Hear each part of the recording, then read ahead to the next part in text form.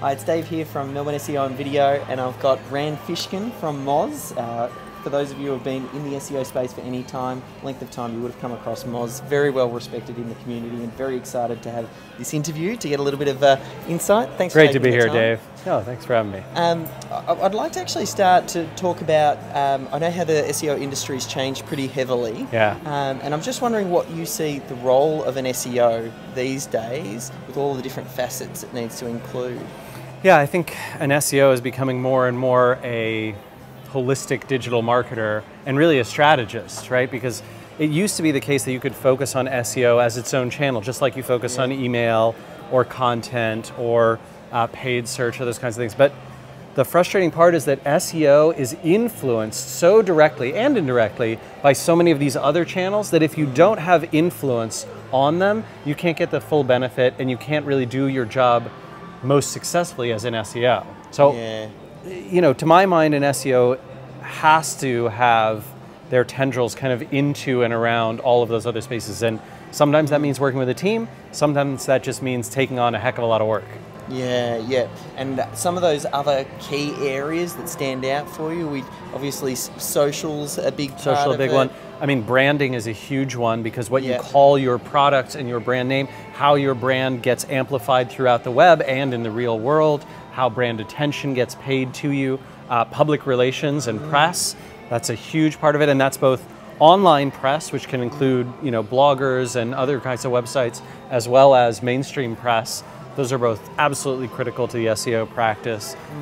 Email marketing is actually really huge now because so much of how email marketing is done generates a relationship that can be amplified through social media or on websites or by bloggers. So, I mean, content. My God, content marketing, if you're doing anything around content strategy, content marketing, you have to involve SEO. And likewise, if you're an SEO and you're working with a team and the content marketers aren't listening to you, you're out of luck.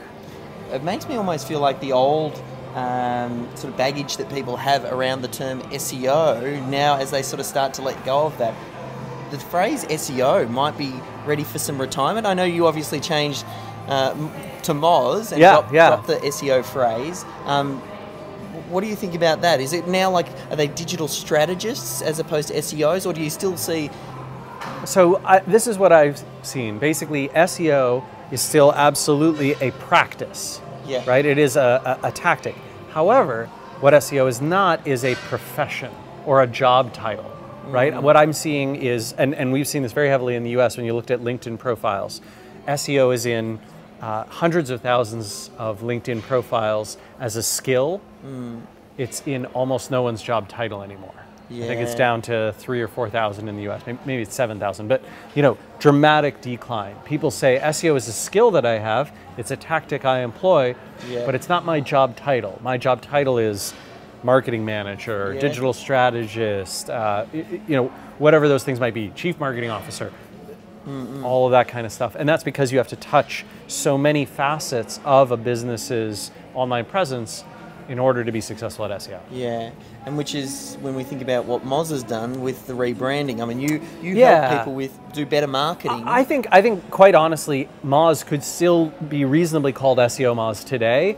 The challenge is 3, 4, 5 years from now when we have other products that are purely serving social needs, content marketing needs, needs in other fields, it'd be a little disingenuous to be just called SEO Moz. So we figured, let's bite the bullet. Moz can be a great name for a company that provides SEO software today, and we do have a few other things, right? Follower Wonk is clearly focused on Twitter. Fresh Web Explorer is clearly around brand and PR and online press and that kind of stuff, and you can use it for SEO, but we figured bite the bullet and we'll be Moz from here on out. Thinking as this SEO starts to change and just the definition around it, I think a lot of people, particularly business owners, they still have the old idea of what SEO is and how they measure success in it. Sure. And as a business owner, small or medium-sized business owner, even large business owners, they're very focused on how do I get a good positive return on my investment for any marketing angle that they go for. And SEO, it's always had a little bit of a black hole. And people would look at, well, how many links have I got? What rankings have I got? And whether or not that actually translated into money is another thing. The weird part about that is then you'd think they would never have spent a dime on television.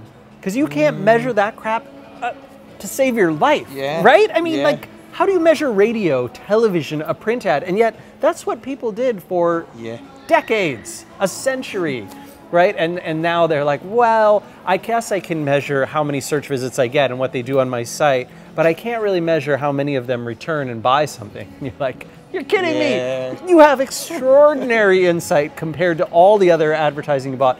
The only thing that is more easily measurable than SEO are some of the paid digital marketing channels and email marketing. It's more, search is far more measurable than nearly any other form of web traffic, organic web traffic, and it is far more measurable than any offline work that you're doing. So, I mean, A, have some faith, but B, there are some really good ways to, structure this, right? So I would urge folks to look at what is the average number of visits and the average visit path that someone takes before they convert. Right? So if you say, oh, I'm a car dealership, and on average we see that someone visits our website 4 times before they book an appointment to come in. Okay, now 4 is that kind of magic number. You've got to get to 4. So how are you going to get it? Where are people coming from? 2 visits from search on average, 1 visit from social on average, 1 direct on average. Okay. So search is 50% of how you get appointments booked. Now you know its value, right? Now you can say, how many appointments do we get over the web? How many sales do we get from that? So what's the value of a web appointment? And 50% of it's search. That's the value of SEO. And then there's, in addition to that, there's all the intangible things as well. Like the business owner, they want to go straight down to the numbers, but there's all the intangible benefits that come.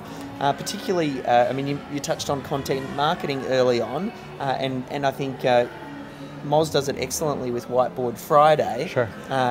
And for the videos that you're putting out, there's got to be a lot of, sure, there are the tangible benefits of the traffic and it being one of those touch points, but there's a lot of branding benefit too, right? And that branding benefit is huge for us because we know that it generates word of mouth.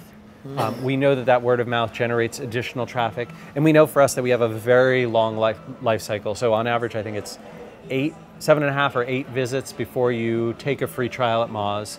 And the more times you visit us before you take a free trial, the better a customer you are. The longer you stay, the more you use the products, all that kind of stuff. So, for us, we're kind of averse to trying to convert anyone in those first few visits. And we really take a very long view about generating word of mouth, generating branding, having all of these, as to your point, secondary impacts. What then gets you to stick with it? Because because you're in the space, you're in digital, and you've probably got benefit because you've got the team, you can reduce the cost of you investing into your online marketing for a business owner. Which means low cost of customer acquisition, which is just a huge advantage over people who have high cost of customer acquisition. I mean, it's amazing. If you compare that then to a business owner who needs to employ the services of an SEO, there's a certain amount of trust that has to go in there. There's extra investment because it's not like in-house team. Well, and it's very frustrating too, right, for SEO firms because they're going to do all of this work up front and they're going to be measured on their results 1 to 6 months out. But the benefits will accrue over the next 5-10 years, right? You get someone a #1 ranking, and it's not just a #1 ranking for a few years, right? People come back to that listing. All those people who saw it will remember the brand name. They'll amplify it to their friends. They'll come back to you via direct traffic months and years later. And the SEO gets no credit for that, right? But thankfully, SEO is so powerful that you can look at the ROI just from those first few months of work and usually say, wow, that was totally worth it. Do you think it's totally worth it then for all businesses? Like, should all businesses be doing SEO?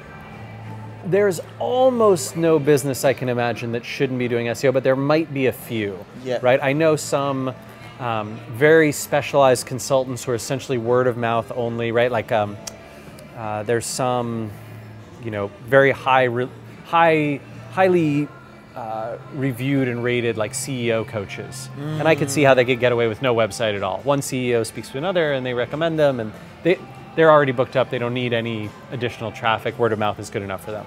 So maybe 1 out of 1,000 businesses don't need SEO. You're probably in the 999. I think... I mean, 6 billion searches a day.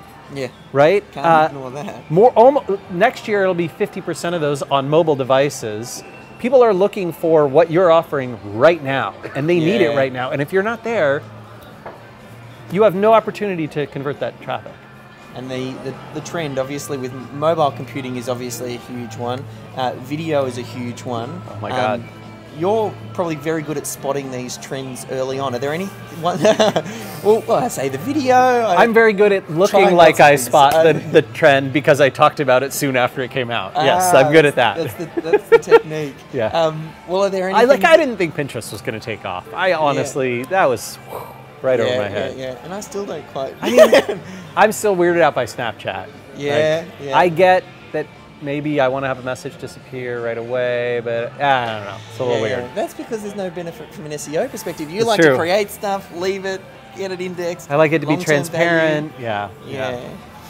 So are there any things that you can, like any hints on things that you think are coming that people could take advantage of big trends? Obviously, we just talked about mobile. We talked about a bit of video. You know, for a lot of people, Google Plus is still a trend that they haven't captured yet, right? That's essentially something that's grown massively, but in many niches and for many businesses, no one's on there, right? There, you have no competition. You know, you could be the top-rated automotive writer on Google Plus with a few months of effort because there's just so little competition and such a huge audience, right? Yeah. 330 million monthly active users, which is basically on par with Twitter. And yet on Twitter, if you wanted to become, the automotive expert on Twitter, you'd spend years doing it because that competition is so heavy. Yeah. Is the goal then, as you're building up on these platforms, to get back to your site? Because I would encourage people to build with the idea of drawing traffic back to your own website. I don't love building a presence solely on someone else's site because they own and control that experience. A lot of brands got seriously messed up when Facebook changed their algorithms and reduced it from, you reach 100% of your audience, maybe 10%, maybe 1%. Yeah. And people who had built their whole audience capturing system and their entire web presence on Facebook. And let's not forget Google as well, like changed the rule with Google Plus recently. Absolutely. Your website, you control the experience. That's what I love. I think for that reason, investing in your own site and investing in email marketing are two of the most important things you can do because you'll always own and control those. So you see then the role of an SEO, almost like to go full circle and to go back to what you talked about, having multiple different traffic sources that you all push back to your site with a goal to get them to opt into your newsletter so you can have a continuing conversation with them. That's right. It's about building a relationship through all of these online channels, through wherever your audience might be, right? So, if your audience is 6 blocks down the street, you better have a guy with some paper 6 blocks down the street or an advertisement or a billboard. If your audience is watching Jon Stewart's Daily Show, well, then you should be advertising on Jon Stewart's Daily, right? And it's the same way online when it comes to inbound and organic marketing channels. Your audience on Pinterest, you got to be there. If they're on Instagram, you should be there. If they're on Twitter, Google+, Facebook, if they're on blogs, if they're reading, if all they ever read is a few press journals that are very specific to their industry, guess what? You got to be in those. Yeah. I think if people want to get some more tips like these, I think next time I feel like we needed to have a whiteboard here. Oh my God! Do you travel with a whiteboard? I'm carry-on only, but we should get a whiteboard. I'll come to Melbourne. You guys get one set up in your office. Yeah, we kill her. Sure. If people want to find out more, obviously they can head over to Moz. Yep, Moz.com, and I'm Rand Fish, @RandFish on Twitter. Yeah, thank you so much for your time. Thanks, really Dave. Appreciate it. Great to be here. Thanks.